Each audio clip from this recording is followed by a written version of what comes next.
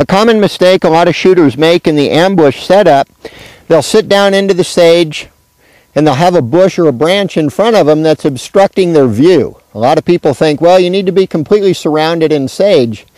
Not a bad idea, but if you remain motionless, you can be quite successful. It's the movement that the dog catches.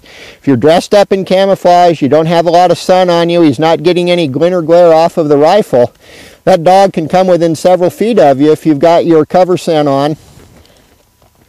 But trying to shoot through the brush is a real drag. The light varmint weight bullets that we use to dispatch the coyote are going to deflect really easy if they hit a little twig of sage at all. We see the coyote coming, he's obstructed by the sage, so the average guy thinks, wow, I'll just lean out one way or another to try and get the coyote.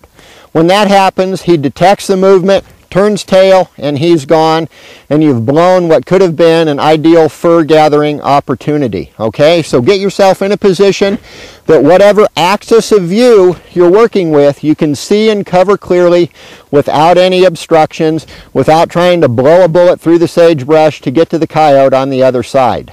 Oftentimes the coyote will stop and he'll be behind a sagebrush, and you'll see just a pair of ears sticking over the top of the sagebrush. Wait for the shot, be calm, be cool, have the gun trained on that position, give him a couple of squeaks on the squeaker, he'll either come around the bush or he'll raise up just a little more where we can get a clear shot at him.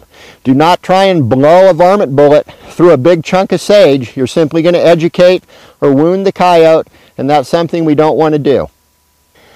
Another neat accessory to have in your calling get up is a pair of steady sticks by the folks at Stony Point. When you don't really have a rest or you're physically the wrong size to be able to keep that gun up on your knee, this is an excellent way to steady the rifle for the coming dog. Okay, make sure that your field of view is covered so as we're able to turn and move in, that we can have as broad a coverage as we can. The only problem that I see with these types of sticks, every now and then the dog's going to come in hard left or hard right. When that happens, if he goes down into a ravine where he's not in our line of sight, simply pick the stick up, make the move, and be ready for him when he comes out.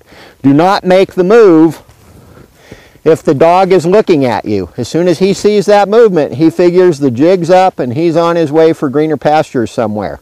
All right, wait till he goes in behind a sagebrush, down into a little dip or ravine, make our move. As soon as he comes out, pow, we've got him. All right, so it's a nice little accessory from the folks at Stony Point. They've got little rubber pad or sponge pads around the tips there so you can pad the rifle.